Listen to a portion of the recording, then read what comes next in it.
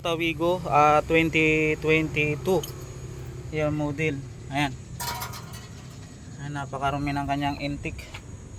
At ito yung kanyang throttle. Ayan, ganyan karumi. Ayan, lilinisin natin yan.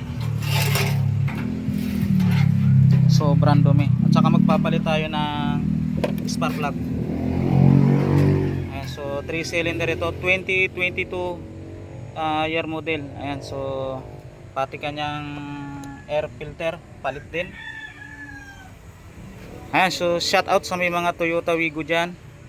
Ayan, so sana wag nyo nang paabuti ng 98,000 kilometers so bago kayo magpalit ng spark plug at magpalinis ng throttle body.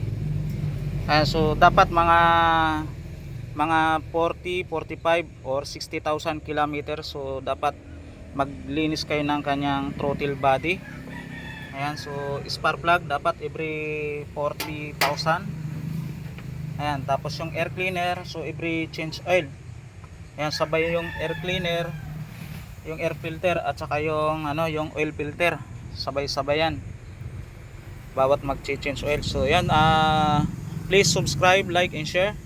Ayan, so maraming salamat po.